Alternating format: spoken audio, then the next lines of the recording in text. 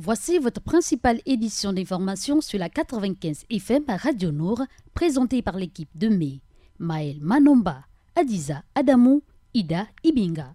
Bon confort d'écoute. Voilà, il faut rappeler également Axel Kumba compte dans cette équipe. Assalamu alaikum, Maël Manomba de Mouabi. Voici votre édition d'information. Voici les titres. Les experts des laboratoires gabonais ont pris part il y a 2 semaines à Dakar au Sénégal à un séminaire de formation sur les diagnostics de l'épidémie du coronavirus. Dans cette édition d'information, on parle du concours international de photojournalisme co-organisé par l'agence de presse russe Sputnik, doté de plusieurs prix, dont 1760 € pour le premier. 35, c'est le chiffre de la rédaction. On déroule le programme, on déroule ces titres derrière la transition.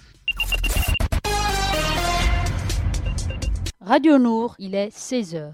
Selon l'Organisation mondiale de la santé, 24 pays africains estiment être désormais en mesure d'effectuer des tests de dépistage de cas potentiels de la maladie Covid-19. Rappelons qu'il y a 2 semaines, des experts de laboratoires gabonais se rendaient à Dakar au Sénégal pour participer à un séminaire de formation sur les diagnostics de l'épidémie du coronavirus.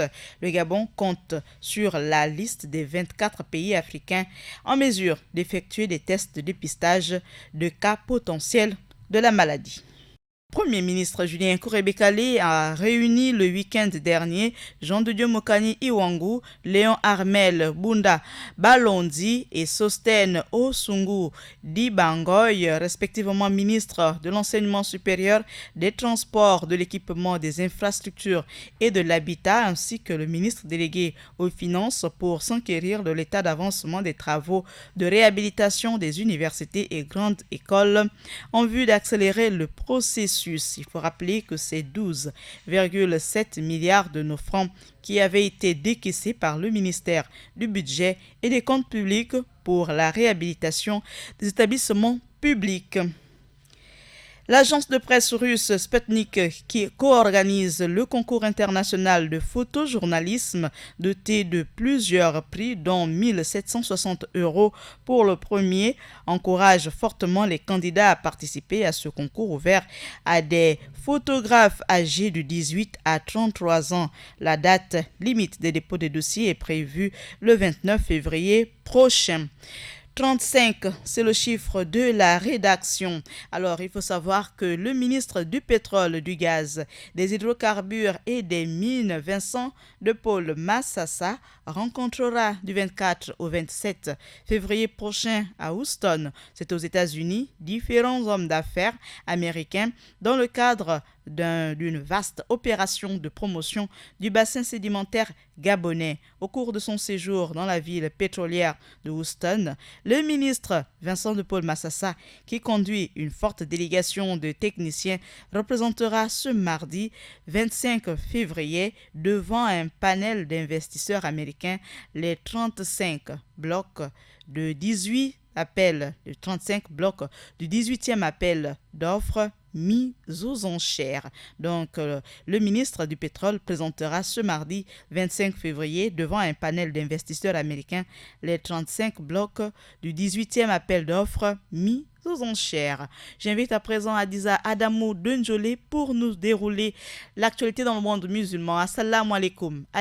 Wa alaykoum salam Maël, voici les titres de l'actualité du monde musulman de ce jour. Le gouverneur de la Mecque en Arabie Saoudite réclame l'arrestation d'une rappeuse après que celle-ci ait posté la vidéo d'une de ses chansons. Après l'Asie, l'épidémie du coronavirus se répand au Moyen-Orient, notamment en Iran, en Irak et au Koweït. En Mauritanie, les ministres du G5 Sahel préparent le 6e sommet des chefs d'État. On démarre l'actualité dans le monde musulman en Arabie Saoudite où le gouverneur de la Mecque réclame l'arrestation d'une rappeuse. En Arabie Saoudite, le gouverneur de la Mecque, ville la plus sainte de l'islam, a ordonné l'arrestation d'une rappeuse. La jeune femme avait posté une vidéo d'une chanson parlant des filles de la Mecque comme belles et fortes, une offense visiblement dans le royaume ultra-conservateur. Dans la vidéo, la jeune rappeuse noire a des lunettes de soleil et porte le voile. Elle chante dans un café entouré d'adolescents, filles et garçons qui dansent en salopette et en jean. Les paroles en arabe et en anglais évoquent les filles de la Mecque. Pour le gouverneur de la Mecque, ville la plus sainte de l'islam, c'est une offense aux coutumes et aux traditions. Il a donc ordonné l'arrestation de la jeune dame. Ces dernières années, le prince héritier Mohamed Ben Salman a lancé des réformes pour débarrasser l'Arabie Saoudite de son image ultra-conservatrice. Mais pour bon nombre d'ONG, le bilan du royaume en matière de droits humains reste désastreux. On poursuit l'actualité dans le monde musulman avec l'épidémie coronavirus qui se répand au Moyen-Orient. Le Koweït et le royaume de Bayern ont annoncé ce lundi 24 février les premiers cas de personnes infectées par le nouveau coronavirus, en précisant qu'elles revenaient de l'Iran voisin qui a enregistré 43 cas et 8 décès.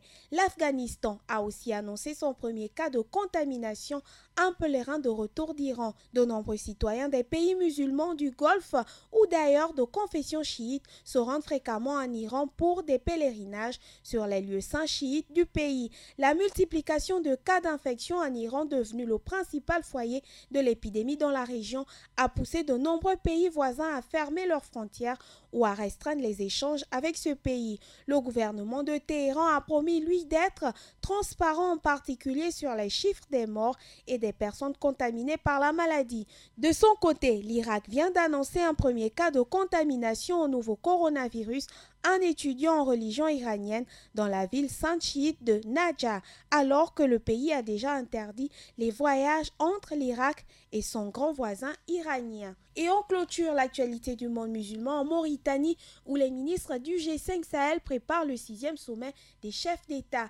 Le 7e conseil des ministres des pays membres du G5 Sahel s'est ouvert dimanche 23 février à Nouakchott pour préparer le 6e sommet des chefs d'État qui se tiendra mardi dans la capitale mauritanienne. Parmi les points à l'ordre du jour, le projet de cadre stratégique sécurité et développement du G5 Sahel, les actions entreprises en matière de lutte contre le terrorisme en 2019 et le plan d'action pour 2020 avec en ligne de mire la restructuration du secrétaire permanent du G5 et la mise à jour du plan de renforcement de la force conjointe de l'organisation au moment où les attaques terroristes se multiplient. La recrudescence des attaques terroristes impose aux États membres un renforcement des actions d'opérationnalisation Maël de la force conjointe du G5 Sahel. Ceci nous contraint à parer au plus urgent, c'est-à-dire l'arrêt de la violence tout en délivrant des actions concrètes sur le terrain, a expliqué le secrétaire permanent du G5 Sahel. Voilà Maël que je vous ai présenté l'actualité du jour dans le monde musulman. Sur ce, je vous dis assalamu alaikum et surtout, restez à l'écoute de Radio Nour. Nagode Adiza Adamou Dunjolé, merci pour toutes ces informations liées au monde musulman. On fait le reste de la planète avec Ida Ibinga pour un tour du monde. Assalamu alaikum, Ida. Wa alaikum salam, Maël. Voici le sommaire de notre actualité internationale. D'abord, la présidentielle au Togo, la CENI annonce la victoire de Faure Gnassingbé. En Guinée, tension et l'inquiétude montent à l'approche du scrutin du 1er mars prochain. Ensuite, on parle de la Chine qui reporte la session annuelle du Parlement. Enfin, en Inde, la visite historique est tapée rouge pour Donald Trump. Le développement des titres, c'est tout de suite. Cette Togo Condéron d'actualité internationale, la CENI annonce la victoire de Faure Gnassingbé. Selon le résultat officiel provisoire proclamé dans la nuit de dimanche à lundi par la Commission électorale nationale indépendante, Faure Gnassingbé a été reconduit pour un 4e mandat à la tête du Togo. Rappelons que selon les chiffres de la CENI, Faure Gnassingbé a été réélu dès le premier tour de la présidentielle avec 72,36% des voix, soit près de 14 points de plus que lors de la dernière élection en 2015. Le taux de participation est de 76,63%, là aussi bien plus qu'en 2015 où il a voisiné 61%. Mais dans l'opposition, l'ancien Premier ministre et opposant Agbeyome Kodjo obtient 18,37% de suffrages. Le leader de l'ANC, Jean-Pierre Fabre, arrive en 3e position avec 4,35%. Notons que c'est la première fois que la CENI proclame aussi vite les résultats d'une élection présidentielle. Ces résultats seront transmis à la Cour constitutionnelle qui a 6 jours pour statuer et annoncer les résultats définitifs. Ajoutons l'actualité africaine en Guinée, la tension et inquiétude montent à l'approche du scrutin du 1er mars prochain. L'inquiétude grandit à l'approche du double scrutin, élections législatives et référendum constitutionnel de ce dimanche 1er mars. La tension monte dans les différents camps politiques alors que l'opposition menace de tout faire pour empêcher la tenue du scrutin. Les discours se radicalisent et suscitent l'inquiétude des associations. D'un côté, certaines voix dans l'opposition appellent à s'en prendre au matériel électoral et au bureau de vote. En face, d'autres voix du côté du parti au pouvoir appellent à s'en prendre à ceux qui commettront de tels actes. La Cour constitutionnelle, quant à elle, a rejeté tous les recours déposés par l'opposition. L'actualité, c'est aussi en Asie-Pacifique. La Chine reporte la session annuelle du Parlement, une décision inédite depuis 3 décennies. La Chine a décidé ce lundi 24 février 2020 de reporter la session annuelle de son Parlement pour cause du coronavirus. Un bouleversement inédit depuis plusieurs décennies de la mécanique bien huilée du régime communiste. Une nouvelle date sera décidée ultérieurement, a précisé la télévision nationale. Cependant, la session plénière de l'Assemblée nationale populaire, grande messe du régime communiste, devrait s'ouvrir comme tous les ans le 5 mars. Une date inchangée depuis 1985, l'événement, symbole de la stabilité du régime qui se déroule chaque année depuis 1978 et la fin de la révolution culturelle.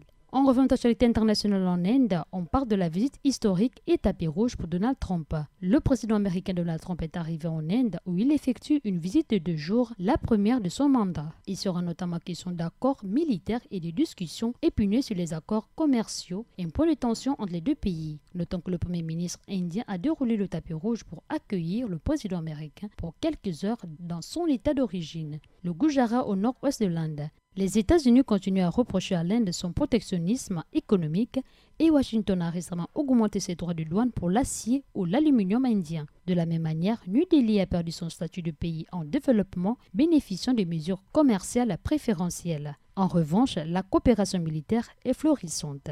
Merci Maël, merci fidèle auditeur, c'est tout pour cette page internationale.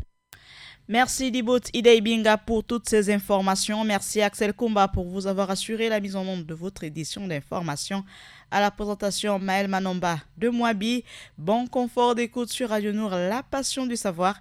Assalamu alaikum. Bonne suite de nos programmes. C'était votre édition d'information sur Radio Nour 95 FM, présentée par l'équipe de mai, Maël Manomba, Adiza Adamou, Ida Ibinga. À la réalisation, Axel Kumba, merci d'avoir choisi Radio Nour pour vous informer. Assalamu alaikum.